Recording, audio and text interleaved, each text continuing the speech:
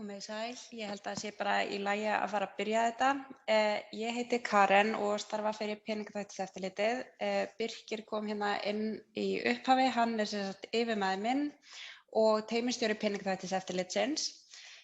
Í þessari kynningu ætlum við að fara yfir lög númer 64/2019 frystingu fjármuna og skráningu aðila á lista yfir þvingunaraðgerðir í tengslum við fjármögnun hryðjuverka og útbreiðslu gereyðingarvopna.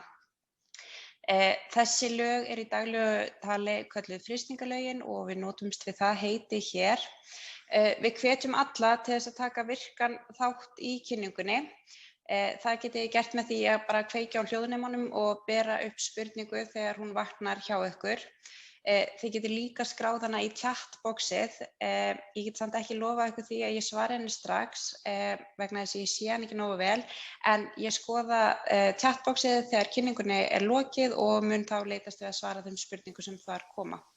Ef að það vakna spurningar eftir að fyrirlesturinn lýkur, að þá er öllum alltaf heimilt að senda okkur fyrirspurn á pt@skatturinn.is og við svörum við fyrsta möguleika.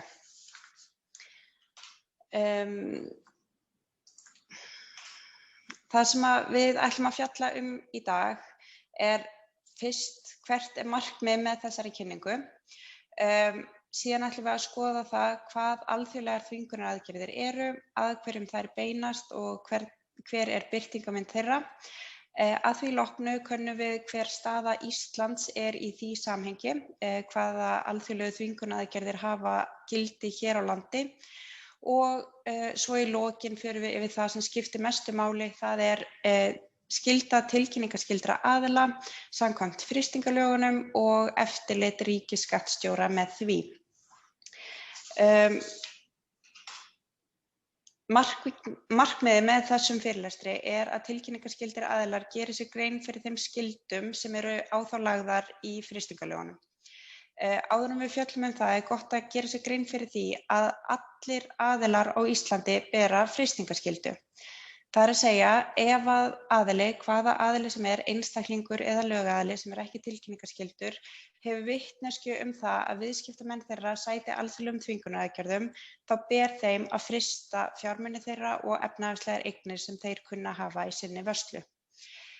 Sá munur er á fyrir tilkynningarskylda aðila að þeim ber að kanna sérstaklega hvort að viðskiptamenn þeirra sæti slíkum þvingunaraðgerðum áður en að til viðskiptasambands er stofnað og síðan með reglubundnum hætti eftir að stofnað hefur verið til viðskiptasambandsins út líftíma viðskiptasambandsins. Það er líka rétt að taka það fram að frystingalögin og peningaþvættislögin eru náskyld enda líka málaflokka að ræða og gildissvið frystingalagana tekur mið af 1. málsgrein 2. greina peningaþvættislagana og falla þeir aðilar sem eru á milli L til S-liðar gildissviðs peningaþvættislagana undir eftirlit ríkisskattstjóra. Þetta eru þeir aðilar sem lúta eftirliti ríkisskattstjóra og eins og þið sjáið að þá eru þeir fjölbreytilegir og ekki margt líkt með þeim öllum, en þeir eiga það þó eitt sameiginlegt að þetta eru allt tilkynningarskyldir aðilar sem að verða að kanna hvort að viðskiptamenn þeirra sæti alþjóðlegum þvingunaraðgerðum. En hvað eru alþjóðlegar þvingunaraðgerðir? Með alþjóðlegum þvingunaraðgerðum er átt við aðgerðir á alþjóðlegum grundvelli sem miða að því að þvinga aðila, hvaða aðila sem er, til að hætta tiltekinni háttsemi sem er talin ógna friði, öryggi eða virðingu við mannréttindi. Með þvingunum er átt við einhvers konar skerðingu á frelsi þess sem aðgerðinni sætir til þess að athafna sig. Takmarkanirnar geta verið í nánast hvaða formi sem er. Þannig geta þetta verið viðskiptabann á hvers kyns varningi eða vöru. Þetta getur verið vopnasölu eða vopnakaupabann. Þetta getur verið ferðatakmarkanir að bæði hvað varðar einstaklinga, að einstaklingum sé hömluð innganga eða ferðir tiltekin lönd eða almennar ferðatakmarkanir sem lúta að því að það er óheimilt að ferðast til tiltekinna landsvæða. Sú tegund alþjóðlegra þvingunaraðgerða sem við höfum til umfjöllunar í þessum fyrirlestri og frystingalögin taka til er frysting fjármuna. Í þeirri þvingunaraðgerð felst að frysta skal fjármuni og efnahagslegan auð þess aðila sem alþjóðlegri þvingunaraðgerð sætir. Frystingin felst í því að það girt fyrir möguleika þessa aðila til þess að hafa aðgang að eignum sínum og til þess að geta ráðstafað þeim áfram. Það gott að hafa í huga að alþjóðlegar þvingunaraðgerðir hafa tekið breytingum í gegnum árin. Þær voru áður frekar almennar en nú þær sífellt að verða sértækari. Með sértækum alþjóðlegum þvingunaraðgerðum átt við að þeim ætlað að hafa áhrif og takmarka þann einstakling sem ógnin talin steðja að en hafa minni áhrif á þá einstaklinga sem að teljast saklausir í þessu samhengi og það yfirleitt almennir ríkisborgarar. Þrátt fyrir að þvingunaraðgerðir séu fjölbreytilegar og mismunandi að þá takmark þeirra almennt það sama.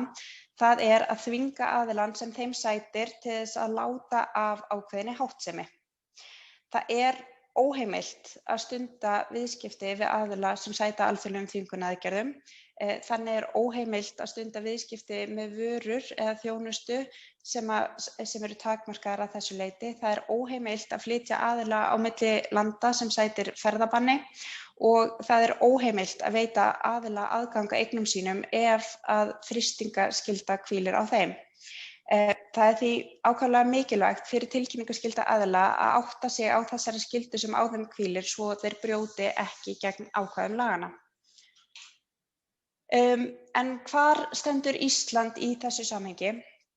Á grundvelli 4. grein laga nr. 93/2008 framkvæmd alþjóðlegra þvingunaraðgerða eru settar reglugerðir sem að innleiða þær þvingunaraðgerðir sem að Ísland tekur þátt í. Það eru þvingunaraðgerðir Sameinuðu þjóðanna og Evrópusambandsins.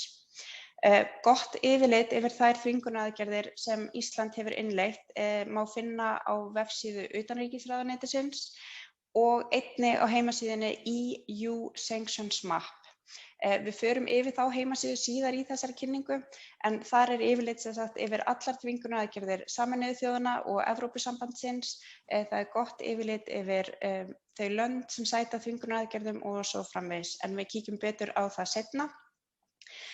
Þrátt fyrir að Ísland hafi ekki innleitt aðrar þvingunaraðgerðir en þessar að þá kann það skipta máli fyrir þá aðila sem stunda alþjóðleg viðskipti eða eiga marga alþjóðlega viðskiptamenn að hafa í huga að þrátt fyrir að aðrar þvingunaraðgerðir hafi ekki áhrif hérlendis þá kunna þær að hafa áhrif í viðskiptasamböndunum og í þessu samhengi ber helst að nefna þvingunaraðgerðir Bandaríkjanna, svokallaðar OFAC-aðgerðir og þvingunaraðgerðir Breta, OFSI þvingunarlistar. En við ætlum ekki að fara frekar út í það hér. Nú erum við komin að því sem að mestu máli skiptir í þessari kynningu. Það að segja hver skylda tilkynningarskyldra aðila samkvæmt frystingalögunum og að hverju lýtur eftirlit ríkisskattstjóra.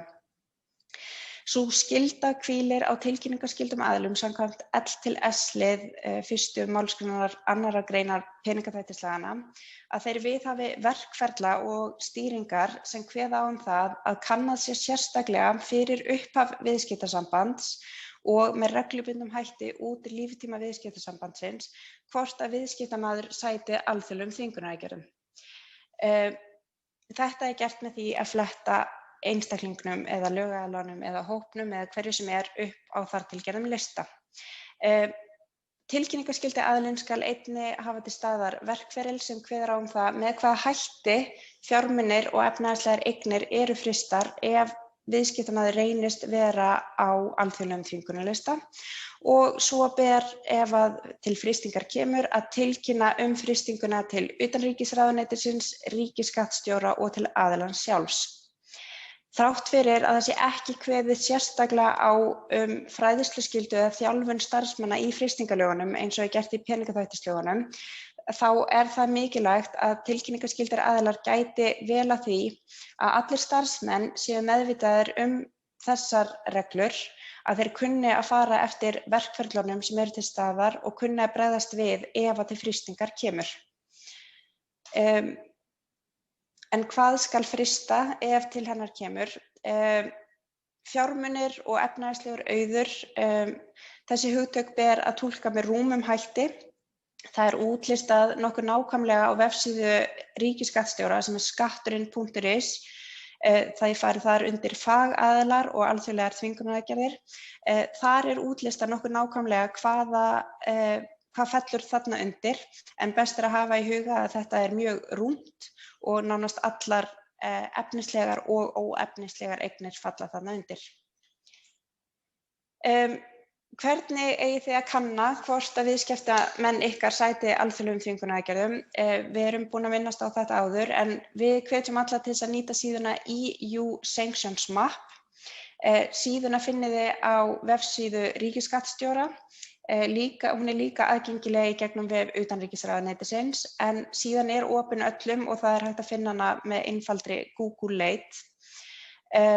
Þar sláið þið inn nafnið á aðilanum sem þið eru að stunda viðskipti við og getið þannig komist að því hvort að hann sæti þessum þvingunaraðgerðum.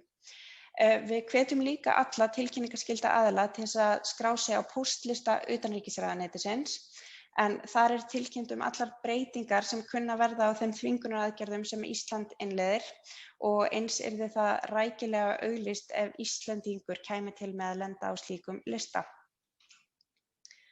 Hér yfirlit yfir þau þvingunarúrræði og viðurlög sem ríkisskattstjóri getur beitt verði tilkynningarskyldur aðili uppvísa því að starfa ekki samkvæmt frystingalögunum. Eins og ykkur vafalaust kunnugt að þá eru peningaþvættislögin mjög ströng hvað þetta varðar og úrræði og heimildir ríkisskattstjóra víðtækar. Það sama gildir frystingalögin og viðurlagakaflinn nánast sá sami. Stjórnvaldssektir geta til dæmis numið frá 500.000 krónum upp í 500 milljónir. Því mjög stórt hagsmunamál fyrir tilkynningarskylda aðila að ræða að gæta vel að því að skyldum samkvæmt lögunum sé fullnægt. Til þess að taka þetta saman svona í lokin, þá felst skylda tilkynningarskyldra aðila sem falla undir L til S-lið peningaþvættislaganna í því að viðhafa feril og starfa samkvæmt honum sem kveður á það að kanna skuli sérstaklega fyrir stofnun viðskiptasambands og síðan með reglubundnum hætti út líftíma viðskiptasambandsins hvort viðskiptamaður sæti alþjóðlegum þvingunaraðgerðum. Síðan skal vera til ferill og starfa samkvæmt honum sem kveður á það með hvaða hætti fjármunir eru frystir og frystingin felst í því að girða fyrir möguleika viðskiptamannsins til þess að hafa aðgang að eignum sínum og geta ráðstafað þeim áfram. Ef til frystinga kemur, þá skal tilkynna það til utanríkisráðuneytisins, ríkisskattstjóra og til aðilans sjálfs og tilkynningarskyldir aðilar skulu gæta því að þeir séu alltaf upplýstir hvernig skuli framkvæma þessa skyldu og gæta því að starfsmenn þeirra séu einnig upplýstir. Þá yfirferðinni lokið. Ég ætla að athuga hvort að það hafi einhver sent mér fyrirspurn. Það eru engar fyrirspurnir. Ef það vill einhver koma með athugasemd eða spurningu þá ekkert mál að kveikja bara á hljóðnemanum og bera hana upp. Annars ætla ég að skipta hérna skjánum út og opna heimasíðuna EU Sanctions Map. Þetta heimasíðan og hér sjáið þið heimskortið. Hér sjáið þið blálituð þau lönd sem að sæta alþjóðlegum þvingunaraðgerðum. Hér leitarstrengurinn og við sláum bara inn nafnið Birkir Guðlaugsson. Ef ég væri að fara að stofna til viðskiptasambands við hann og ég væri tilkynningarskyldur aðili þá myndi ég gera það og leita. Nei, Birkir sætir ekki alþjóðlegum þvingunaraðgerðum. En eigum að prófa einn annan sem kannski með svona bara ekkert líklegra nafn en bara ég veit að það kemur niðurstaða á þetta.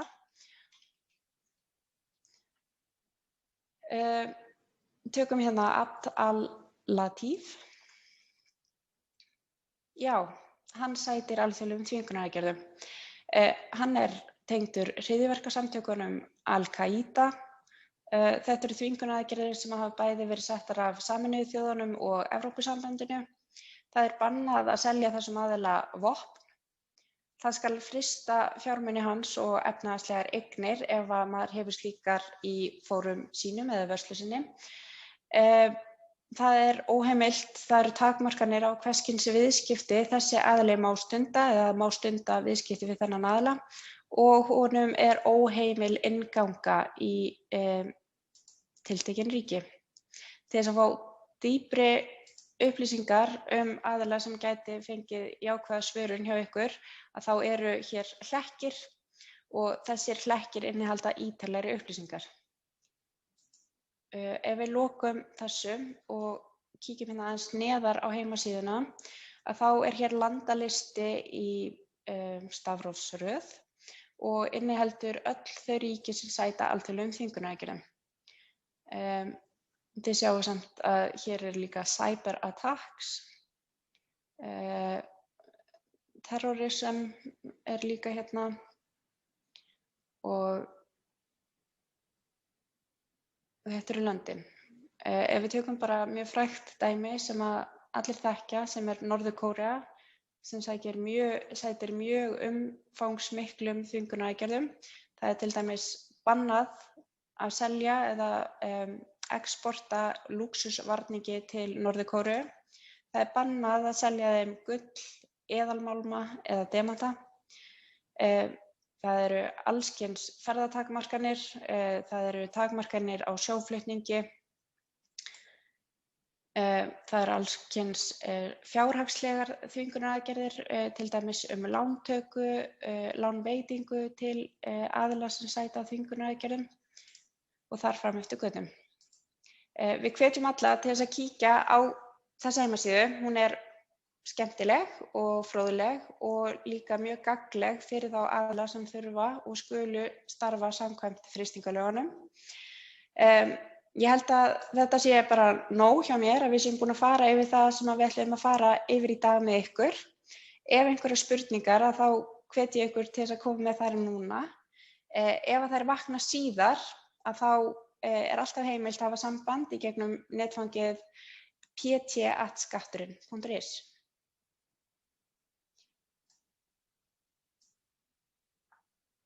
En ef það eru engar spurningar þá held ég að ég bara kveðji ykkur